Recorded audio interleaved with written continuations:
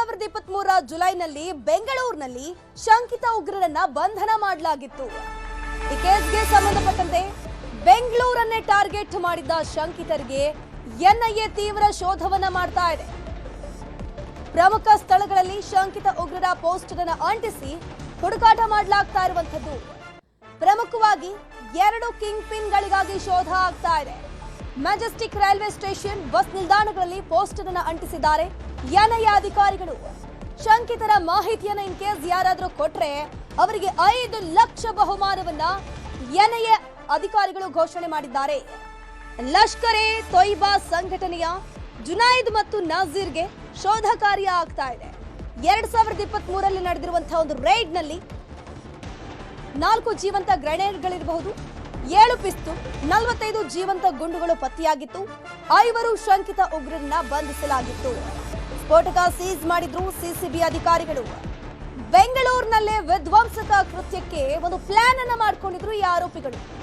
ಪ್ರಮುಖವಾಗಿ ಹೆಬ್ಬಾಳ, ಆರ್ಟಿ ನಗರ, ಕೊಡಗೇಹಳ್ಳಿ ವ್ಯಾಪ್ತಿಯಲ್ಲಿ ಸುಲ್ತಾನ್ ಪಾಳ್ಯದಲ್ಲೂ ಕೂಡ ಈ ಶಂಕಿತರು ಇದ್ರು ಅನ್ನುವಂಥ ಮಾಹಿತಿ ಸಿಕ್ಕಿತು. ರೇಡ್ ಆಗತ್ತೆ.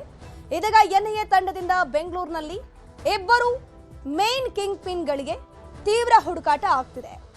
ನಾಜೀರ್ ಮತ್ತು ಜುನೈದ್ ಇವರಿಬ್ರು ಕೂಡ ಕಿಂಗ್ ಪಿನ್ಗಳು. ಆ ಸಂದರ್ಭದಲ್ಲಿ ಈ ಜುನೈದ್ ಏನಿದ್ದಾನೆ ವಿದೇಶದಲ್ಲಿ ಓಡಾಟ ಮಾಡ್ತಾ ಇದ್ದಾನೆ ತಲೆಮರೆಸ್ಕೊಂಡು ಅನ್ನುವಂಥ ಮಾಹಿತಿ ಸಿಗ್ತಾ ಇತ್ತು. ಸದ್ಯಕ್ಕೆ ಈತ ಇಲ್ಲೆಲ್ಲಾದ್ರೂ ಸಿಗ್ತಾನ? ಇನ್ ಕೇಸ್ ಸಿಕ್ಕಿದ್ರೆ, ಆತನ ಪತ್ತೆ ಆದ್ರೆ, ಯಾರಾದ್ರೂ ಆತನನ್ನ ನೋಡಿದ್ರೆ ದಯವಿಟ್ಟು ಮಾಹಿತಿಯನ್ನ ಕೊಡಿ, ನಿಮ್ಗೆ 5 ಲಕ್ಷ ಬಹುಮಾನವನ್ನ ಕೊಡ್ತೀವಿ ಅಂತ ಎನ್ಐಎ ಅಧಿಕಾರಿಗಳು ಪೋಸ್ಟರ್ ಅನ್ನ ಹಾಕಿದ್ದಾರೆ. ಮೆಜೆಸ್ಟಿಕ್ ಬಸ್ ನಿಲ್ದಾಣ ಇರಬಹುದು, ರೈಲ್ವೆ ಸ್ಟೇಷನ್ಗಳಿರಬಹುದು, ಎಲ್ಲಾ ಕಡೆ ಇವರಿಬ್ಬರ ಪೋಸ್ಟ್ ಅನ್ನ ಹಾಕಿದ್ದಾರೆ. ಬೆಂಗಳೂರಿನಲ್ಲಿ ಶಂಕಿತ ಉಗ್ರರ ಕೇಸ್ ತನಿಖೆ ಬಗ್ಗೆ ನಮ್ಮ ಪ್ರತಿನಿಧಿ ಮಾದೇಶ್ ಪ್ರತ್ಯಕ್ಷ ವರದಿಯನ್ನು ಕೊಟ್ಟಿದ್ದಾರೆ. ಬನ್ನಿ ನೋಡೋಣ. 2023ರಲ್ಲಿ ಬೆಂಗಳೂರಿನಲ್ಲಿ ದೊಡ್ಡ ವಿಧ್ವಂಸಕ ಕೃತ್ಯಕ್ಕೆ ಪ್ಲಾನ್ ನಡೆಸಿದಂತ ಓರ್ವ ಶಂಕಿತ ಉಗ್ರನ್ಗಾಗಿ ಇನ್ನೂ ಕೂಡ ಎನ್ಐಎ ಅಧಿಕಾರಿಗಳು ಹುಡುಕಾಟ ಮಾಡುವಂತ ಕೆಲಸವನ್ನ ಮಾಡ್ತಿದ್ದಾರೆ. 2023ರಲ್ಲಿ ಸಿಸಿಬಿ ಪೊಲೀಸರು ಬೆಂಗಳೂರಿನಲ್ಲಿ 5 ಶಂಕಿತ ಉಗ್ರರನ್ನ ಬಂಧನ ಮಾಡುವಂತ ಕೆಲಸವನ್ನ ಮಾಡಿದ್ರು. ಹೆಬ್ಬಾಳದ ಮತ್ತು ಆರ್ಟಿ ನಗರದ ಒಂದಷ್ಟು ಸ್ಥಳಗಳಲ್ಲಿ ಆರೋಪಿಗಳನ್ನು ಬಂಧಿಸಿ ಅವರ ಮನೆಯಲ್ಲಿದ್ದಂತಹ ಸಾಕಷ್ಟು ವಸ್ತುಗಳನ್ನು ಸೀಸ್ ಮಾಡಿದ್ರು.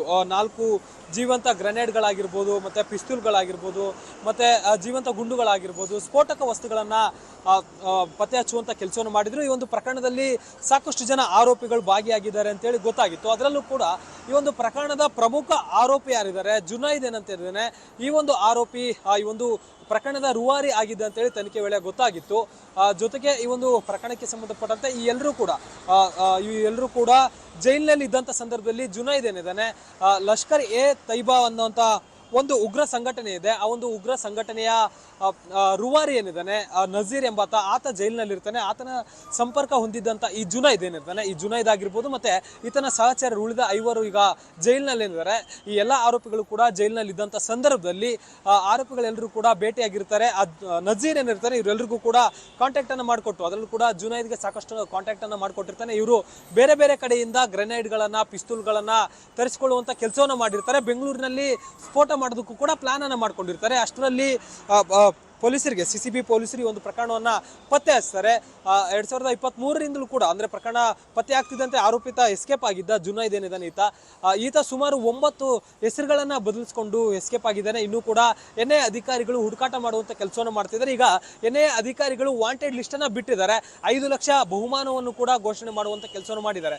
ಪ್ರಮುಖ ಸ್ಥಳಗಳಲ್ಲಿ ಬಸ್ ಸ್ಟ್ಯಾಂಡ್ ಆಗಿರ್ಬೋದು, ಏರ್ಪೋರ್ಟ್ ಆಗಿರ್ಬೋದು, ಮತ್ತೆ ರೈಲ್ವೆ ಸ್ಟೇಷನ್ ಆಗಿರ್ಬೋದು, ಈ ತರ ಸ್ಥಳಗಳಲ್ಲಿ ಪೋಸ್ಟರ್ ಅನ್ನು ಅಂಟಿಸಿದ್ದಾರೆ, ವಾಂಟೆಡ್ ಪೋಸ್ಟರ್ ಅನ್ನು ಅಂಟಿಸಿದ್ದಾರೆ. ಆತನ ಬಗ್ಗೆ ಮಾಹಿತಿ ನೀಡಿದವರಿಗೆ 5 ಲಕ್ಷ ಬಹುಮಾನವನ್ನು ಕೂಡ ಎನ್ಐಎ ಅಧಿಕಾರಿಗಳು ಘೋಷಣೆ ಮಾಡುವಂತ ಕೆಲಸವನ್ನು ಮಾಡಿದ್ದಾರೆ.